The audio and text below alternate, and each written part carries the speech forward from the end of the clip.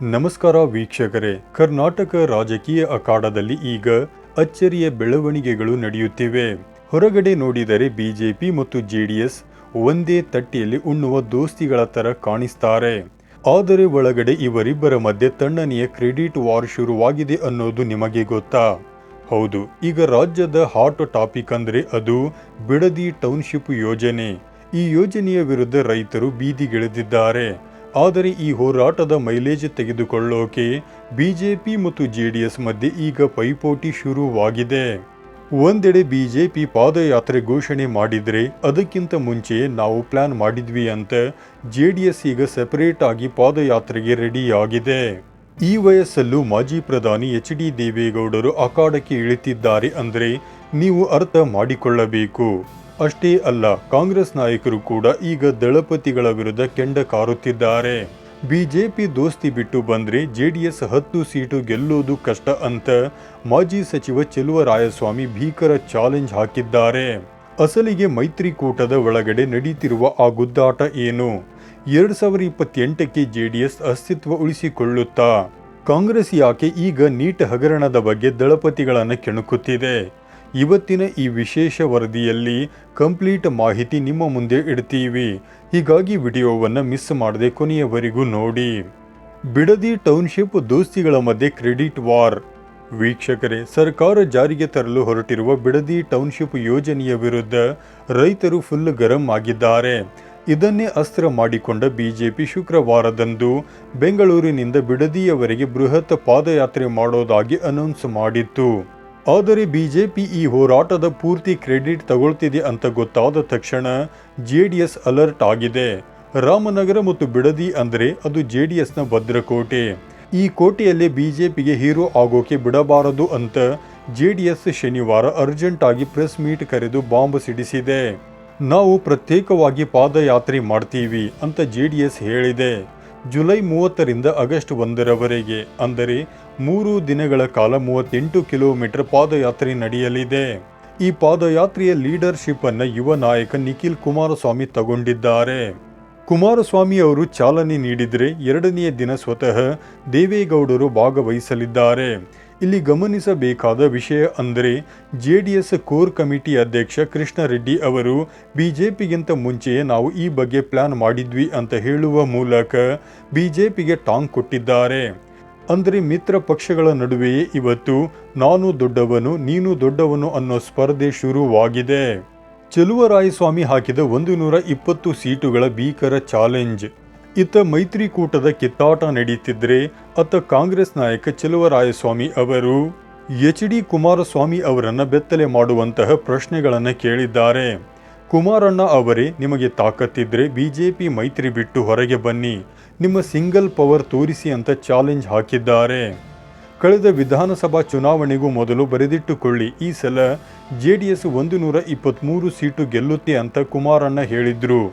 ಆದರೆ ಗೆದ್ದಿದ್ದು ಮಾತ್ರ ಕೇವಲ 18 ಸೀಟು. ಇದನ್ನೇ ನೆನಪಿಸಿರುವ ಚೆಲುವರಾಯಸ್ವಾಮಿ ಒಂದು ವೇಳೆ 2028ರಲ್ಲಿ ಮೈತ್ರಿ ಇಲ್ಲದೆ ಸ್ವಂತ ಬಲದ ಮೇಲೆ 120 ಸೀಟು ಗೆದ್ದು ತೋರಿಸಿದರೆ ನಾವೇ ನಿಮಗೆ ಸೆಲ್ಯೂಟ್ ಹೊಡೆದು ಸರೆಂಡರ್ ಆಗ್ತೀವಿ ಅಂತ ಕಿಚಾಯಿಸಿದ್ದಾರೆ. ಬಿಜೆಪಿ ಬೆಂಬಲ ಇಟ್ಟುಕೊಂಡು 20 ಸೀಟು ಗೆಲ್ಲೋದರಲ್ಲಿ ಏನು ಸಾಧನೆ ಇಲ್ಲ ಅನ್ನೋದು ಕಾಂಗ್ರೆಸ್ನ ವಾದ. ನೀಟ್ ಅಕ್ರಮ ಮತ್ತು ದಳಪತಿಗಳ ಮೌನದ ರಹಸ್ಯ. ವೀಕ್ಷಕರೇ, ಈಗ ಕಾಂಗ್ರೆಸ್ ಕೇಳಿರುವ ಇನ್ನೊಂದು ಗಂಭೀರ ಪ್ರಶ್ನೆ ಅಂದ್ರೆ ದೇಶದಲ್ಲಿ ಅಲ್ಲೋಲ ಕಲ್ಲೋಲ ಮಾಡಿರುವ ನೀಟ್ ಹಗರಣ.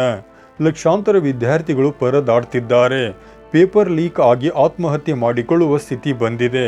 ಕೇಂದ್ರದಲ್ಲಿ ಸಚಿವರಾಗಿರುವ ಕುಮಾರಸ್ವಾಮಿ ಅವರು ಯಾಕೆ ಈ ಬಗ್ಗೆ ಬಾಯಿ ಬಿಡುತ್ತಿಲ್ಲ ಅನ್ನೋದು ಈಗಿನ ಪ್ರಶ್ನೆ. ಬಿಡದಿ ಟೌನ್ಶಿಪ್ ಬಗ್ಗೆ ರೈತರ ಪರವಾಗಿ ಬೀದಿಗಿಳಿಯುವ ಕುಮಾರಣ್ಣ ಅಥವಾ ದೇವೇಗೌಡರು ದೇಶದ ವಿದ್ಯಾರ್ಥಿಗಳ ಭವಿಷ್ಯದ ಜೊತೆ ಆಟವಾಡ್ತಿರುವ ನೀಟ್ ಅಕ್ರಮದ ಬಗ್ಗೆ ಯಾಕೆ ಖಂಡಿಸುತ್ತಿಲ್ಲ?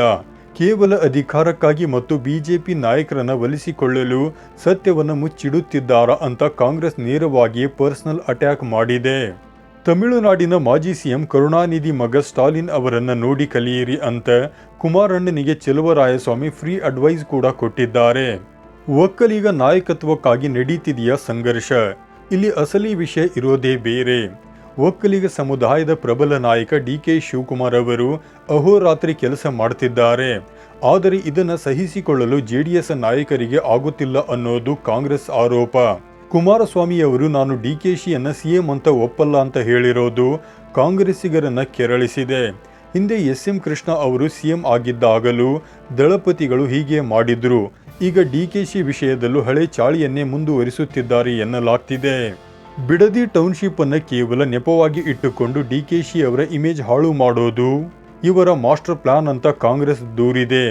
ಅಸಲಿಗೆ ಬಿಡದಿಯ 70ರಿಂದ 80% ರೈತರು ಭೂಮಿ ಕೊಡೋಕೆ ಒಪ್ಪಿದ್ದಾರೆ. ಇಲ್ಲಿ ನಡೆಯುತ್ತಿರೋದು ಕೇವಲ ರಾಜಕೀಯ ಅಂತ ಕಾಂಗ್ರೆಸ್ ನಾಯಕರು ವಾದಿಸುತ್ತಿದ್ದಾರೆ. 2028ರಲ್ಲಿ ಜೆಡಿಎಸ್ ಭವಿಷ್ಯ ಏನು? ವೀಕ್ಷಕರೇ, ಈಗ ಒಂದು ದೊಡ್ಡ ಪ್ರಶ್ನೆ ಮೂಡ್ತಿದೆ. 2028ರ ಚುನಾವಣೆಯಲ್ಲಿ ಜೆಡಿಎಸ್ನ ಸ್ಥಿತಿ ಏನಾಗುತ್ತೆ? ಬಿಜೆಪಿಯ ಹಂಗಿಲ್ಲದೆ 20 ಸೀಟು ಗೆಲ್ಲೋಕಾದ್ರೂ ಇವರಿಗೆ ಸಾಧ್ಯವಾಗುತ್ತಾ? 2023ರ ಎಲೆಕ್ಷನ್ನಲ್ಲಿ ಜೆಡಿಎಸ್ ಅತಿ ಕಡಿಮೆ ಸೀಟುಗಳನ್ನು ಗೆದ್ದಿರೋದು ಕುಮಾರಣ್ಣನ ನಾಯಕತ್ವದ ಮೇಲೆ ಅನುಮಾನ ಮೂಡುವಂತೆ ಮಾಡಿದೆ. ಒಂದು ಕಾಲದಲ್ಲಿ RSS ಮತ್ತು ಮೋದಿಯವರನ್ನ ಸಖತ್ ಬೈಯುತ್ತಿದ್ದ ಕುಮಾರಣ್ಣ ಇವತ್ತು ಅಧಿಕಾರಕ್ಕಾಗಿ ಅವರನ್ನೇ ಹೊಗಳುತ್ತಿದ್ದಾರೆ ಅನ್ನೋದು ಜನರ ಚರ್ಚೆಗೆ ಕಾರಣವಾಗಿದೆ. ಒಂದು ವೇಳೆ ಈ ಮೈತ್ರಿ ಹೀಗೆ ಮುಂದುವರೆದರೆ ಜೆಡಿಎಸ್ನ ಅಸ್ತಿತ್ವ ಬಿಜೆಪಿಯಲ್ಲಿ ವಿಲೀನವಾಗುತ್ತಾ ಅಥವಾ 2028ರ ಹೊತ್ತಿಗೆ ಹೊಸ ಟ್ವಿಸ್ಟ್ ಸಿಗುತ್ತಾ ಅನ್ನೋದನ್ನ ಕಾದು ನೋಡಬೇಕು. ಒಟ್ಟಾರೆಯಾಗಿ ಹೇಳುವುದಾದರೆ ಕರ್ನಾಟಕ ರಾಜಕಾರಣದಲ್ಲಿ ಈಗ ಪಾದಯಾತ್ರೆಗಳ ಹಬ್ಬ ಶುರುವಾಗಿದೆ. ಬಿಡದಿ ಟೌನ್ಶಿಪ್ ಮೂಲಕ ಮೈತ್ರಿಕೂಟವು ಸರ್ಕಾರವನ್ನು ಕಟ್ಟಿಹಾಕಲು ನೋಡ್ತಿದ್ರೆ ಕಾಂಗ್ರೆಸ್ ಮಾತ್ರ ಮೈತ್ರಿಯ ಒಳಗಿರುವ ಬಿರುಕನ್ನೇ ತನ್ನ ಅಸ್ತ್ರವಾಗಿ ಬಳಸಿಕೊಳ್ಳುತ್ತಿದೆ. ಪ್ರಿಯ ವೀಕ್ಷಕರೇ, ನಿಮಗೇನನ್ನಿಸುತ್ತೆ? ಬಿಜೆಪಿ ಜೆಡಿಎಸ್ ಒಟ್ಟಾಗಿ ಹೋರಾಟ ಮಾಡಬೇಕಿತ್ತಾ ಅಥವಾ ಜೆಡಿಎಸ್ ಸೆಪರೇಟ್ ಆಗಿ ಪಾದಯಾತ್ರೆ ಮಾಡ್ತಿರೋದು ತನ್ನ ಅಸ್ತಿತ್ವ ಉಳಿಸಿಕೊಳ್ಳೋಕ? ಚೆಲುವರಾಯಸ್ವಾಮಿ ಹಾಕಿರುವ ಆ 120 ಸೀಟುಗಳ ಚಾಲೆಂಜ್ ಬಗ್ಗೆ ನಿಮ್ಮ ಅಭಿಪ್ರಾಯವೇನು? ಈ ಕುರಿತಾಗಿ ನಮಗೆ ಕಮೆಂಟ್ ಮಾಡಿ ತಿಳಿಸಿ. ಈ ವಿಡಿಯೋ ಇಷ್ಟವಾಗಿದ್ದರೆ ಲೈಕ್ ಮಾಡಿ. ಇಂತಹ ನಿಖರ ರಾಜಕೀಯ ವಿಶ್ಲೇಷಣೆಗಳಿಗಾಗಿ ನಮ್ಮ ಚಾನೆಲ್ ಅನ್ನು ತಪ್ಪದೇ ಸಬ್ಸ್ಕ್ರೈಬ್ ಮಾಡಿ. ಧನ್ಯವಾದಗಳು.